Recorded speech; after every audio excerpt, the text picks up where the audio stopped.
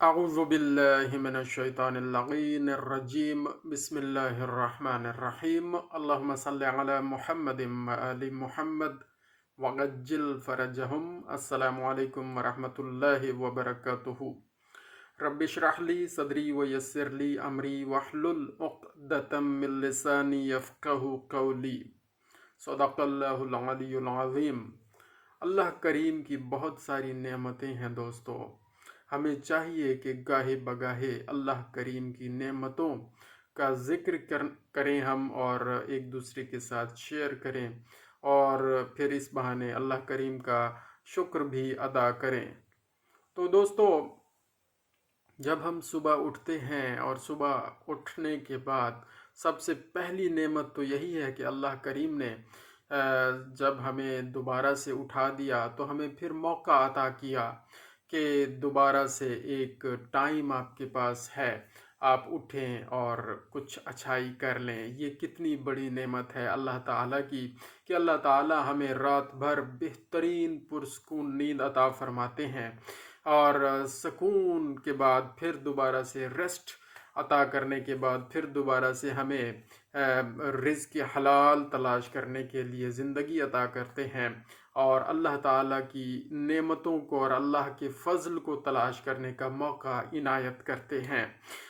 تو ہمیں صبح اٹھتے ہی اللہ کریم کا شکر ادا کرنا چاہیے کہ یا اللہ کریم، تیرا بڑا شکر ہے کہ تو نے دوبارہ سے مجھے اٹھایا، اور اس نیند سے اٹھانے کے بعد مجھے توفیق عطا فرمائی کہ میں تیری نعمتوں کو یاد کر رہا ہوں اور میں تجھے یاد کر رہا ہوں۔ اس بات پر بھی شکر ادا کیا کریں کہ یا اللہ تو نے موقع عطا کیا کہ میں تجھے یاد کروں، تیری نعمتوں کا ذکر کروں۔ تو دوستو، پھر اس کے بعد ظاہر ہے مرحلہ آتا ہے واش روم وغیرہ جانے کا۔ تو یہ واش روم ایک جگہ میں نے پڑھا تھا کہ ایک دعا کوئی منسوب کی جاتی ہے، کسی بک میں نہیں پڑھا، میں نے کسی واٹس ایپ گروپ میں کسی ایک دوست نے، کسی برادر نے یہ ایک شیئر کیا ہوا تھا، اس میں بہت ساری دعائیں تھیں، اور ایک دعا میں نے پڑھی وہاں پر۔ اس وقت تو مجھے بڑا عجیب لگا کہ ایسا بھی ہو سکتا ہے۔ وہ یہ تھا کہ ایک تو ہم جب واش روم جاتے ہیں ہم پڑھتے ہیں اللہم انی اعوذ بک من الخبث والخبائث، یہ تو دعا سب ہی پڑھتے ہیں تقریباً اور سب کو معلوم ہے۔ اس کے بعد ان بھائی صاحب نے یہ بات شیئر کی ہوئی تھی کہ یہ فرمان معصوم ہے کہ جب آپ فراغت حاصل کر لیں تو یہ دعا پڑھیں، جس کا عربی متن اب مجھے یاد نہیں ہے۔ متن اردو میں جس کا ترجمہ بنتا ہے اس کا مفہوم یہ ہے کہ یا اللہ تیرا سب تعریف اللہ کریم کے لیے ہے، سب تعریف اللہ کریم کے لیے ہے کہ جس نے مجھے اس قابل بنایا اور میرے اندر یہ نظام رکھا کہ میں آسانی سے ان خطرناک اور نقصان دہ چیزوں سے فراغت حاصل کر لیتا ہوں، اور اگر یہ نظام میرے اندر اللہ کریم نہ رکھتے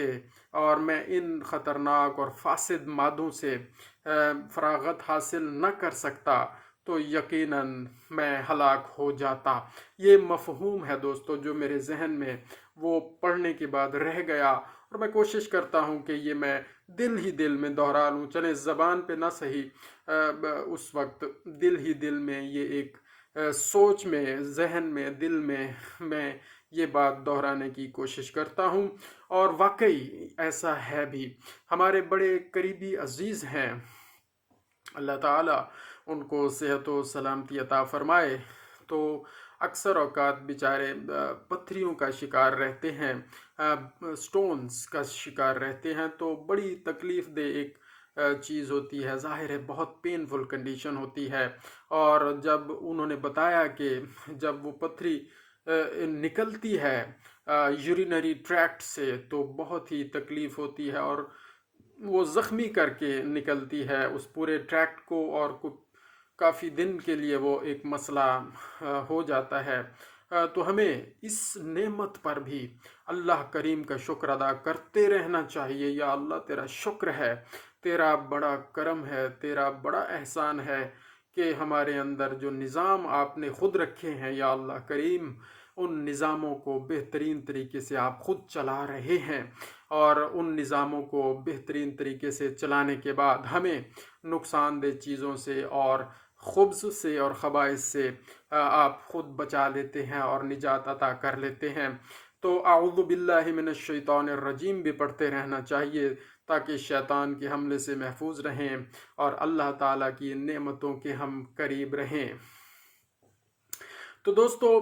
اللہ تعالیٰ کی نعمتیں بہت زیادہ ہیں۔ واش روم سے جب ہم آ جاتے ہیں تو اس کے بعد ظاہر ہے نماز کی تیاری کرتے ہیں، دانت صاف کرتے ہیں، پھر نماز کے لیے وضو کرتے ہیں، تو سخت موسم ہے، گرمی ہے یا سردی ہے، تو اللہ تعالی ہمیں یہ ہمت، قوت اور توفیق عطا فرما دیتے ہیں، اور ہم کامیابی کے ساتھ وضو بھی کر لیتے ہیں اور پھر آ کر اس کی بارگاہ میں سر بسجود بھی ہو جاتے ہیں۔ تو یہ اللہ کا کرم ہے اور اس پر بھی شکر بنتا ہے، اور ہر بات پر شکر بنتا ہے کہ اس نے ہمیں اتنی توفیقات عطا کی ہیں کہ ہم، اور اتنی نعمات عطا کی ہیں کہ ہم اللہ تعالیٰ کی نعمتوں کو گن بھی نہیں سکتے، شمار بھی نہیں کر سکتے۔ اور ایک دوست نے بتایا کہ ڈاکٹر تم کہتے ہو کہ گن نہیں سکتے، شمار نہیں کر سکتے، وہ کہتے ہیں کہ بلکہ ہمیں یوں کہنا چاہیے کہ ہم اللہ تعالیٰ کی کسی ایک نعمت کے اگر اس نعمت کا اگر شکر ادا کرنا چاہیں اور پھر اس نعمت کے ان گنت حصے کریں، ایک نعمت کے ان گنت حصے کریں، اور ان ان گنت حصوں میں سے کوئی ایک حصے کا شکر ادا کرنا چاہیں، اس کے برابر شکر ادا کرنا چاہیں، اور ہمیں پھر اس کے لیے، اس شکر ادا کرنے کے لیے اللہ کریم ان گنت زندگی عطا فرمائے، لامحدود زندگی عطا فرمائے، اور پھر ہم اس کا شکر ادا کرتے رہیں پوری زندگی، ہر لمحہ ہر لحظہ، سجدے میں بھی گر کر، قیام و رکوع و سجود میں رہ کر، تشہد میں رہ کر، اور جیسے بھی عبادت کی جس طرح کی بھی اقسام موجود ہیں، ہر طرح کی عبادت کر کے شکر ادا کرنے کی کوشش کریں۔ تو کسی ایک نعمت کے ان گنت حصوں میں سے اس ایک چھوٹے سے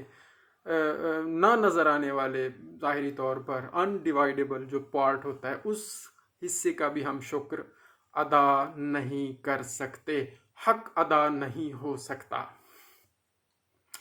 تو دوستو، اللہ تعالیٰ کی نعمتوں کا واقعی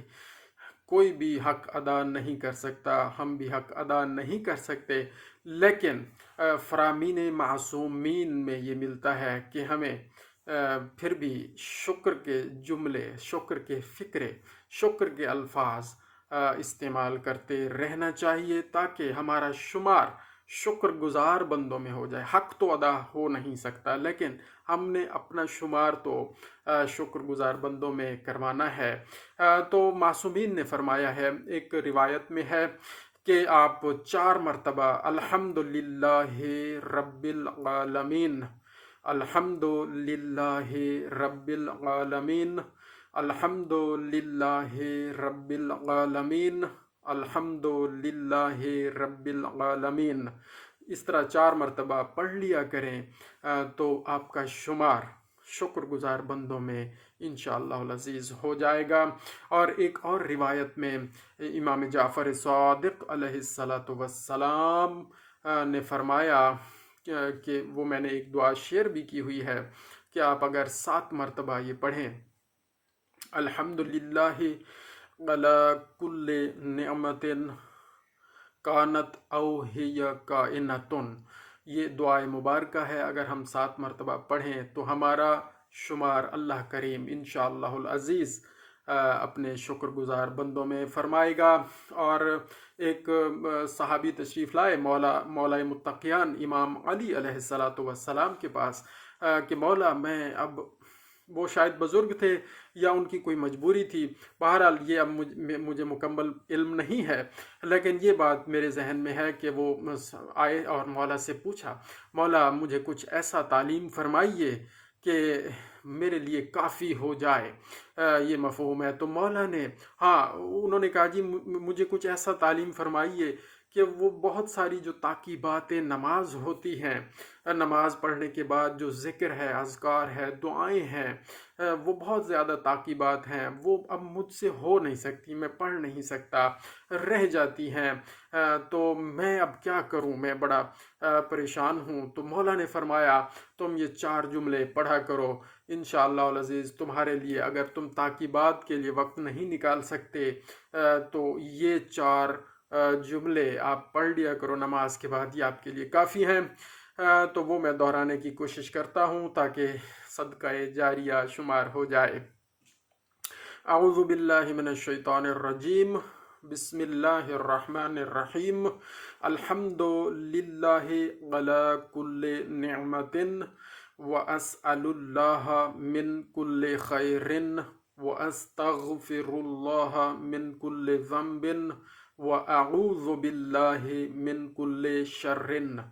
جزاک اللہ خیرہ۔ تو اور بھی بہت ساری باتیں ہیں، اللہ کریم کی تو نعمتوں کا ذکر کرتے رہیں، ختم ہی نہیں ہوتی۔ ہم کوشش کرتے رہیں گے کہ گاہے بگاہے ایک نعمت، 2 نعمت یا کسی ایک نعمت کے کسی ایک پہلو پر ہم بات کرتے رہیں تاکہ اللہ کریم ہمارا شمار اپنے شکر گزار بندوں میں فرمائے۔ جزاک اللہ خیرہ۔ اللہم صلی علی محمد و آل محمد وعجل فرجہم۔